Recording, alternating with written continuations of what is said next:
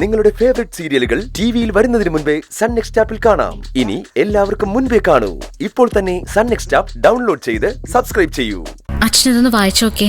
എന്താ മോളെ ഇത് ഞാൻ എഴുതിയ ഒരു പരാതി അച്ഛ. ഇത് സ്റ്റേഷനിൽ കൊടുക്കാന്നാ വിചാരിക്കുന്നത്. എനിക്ക് ജോലി കിട്ടിക്കഴിഞ്ഞാ പിന്നെ ഇതിന്റെയൊക്കെ പുറകിലോടാൻ സമയം കിട്ടിയില്ലെങ്കിലോ.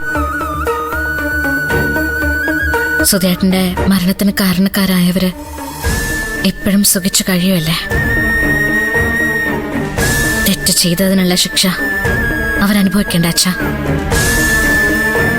നമ്മുടെ സുധേട്ടനെ കൊന്നതിന് അവരുത്തരം പറഞ്ഞേ പറ്റൂ. മോളെ, നമുക്ക് സിദ്ധുവിനോടും കൂടെ ഒന്ന് ആലോചിക്കാം.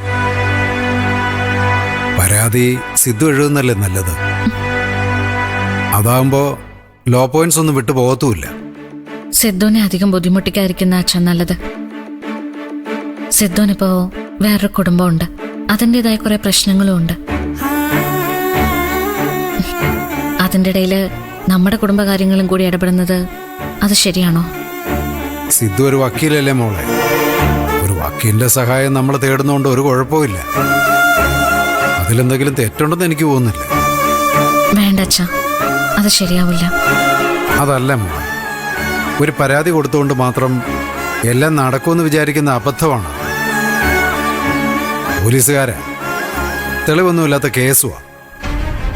അതങ്ങനെ തേഞ്ഞു മാഞ്ഞു പോവും. സിദ്ധുവും അവരും അടുത്ത സുഹൃത്തുക്കളാണ്. അതെന്താ അച്ഛൻ ഓർക്കാത്തത്?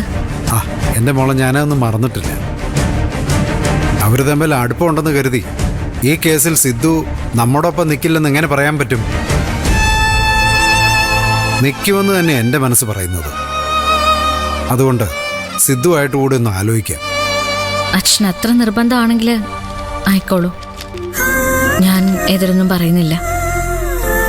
സുധിമോനെ കൊന്നവരെ നിയമത്തിന് മുമ്പിൽ എത്തിക്കണമെന്ന് മോളെ പോലെ തന്നെ എനിക്കും ആഗ്രഹമുണ്ട്.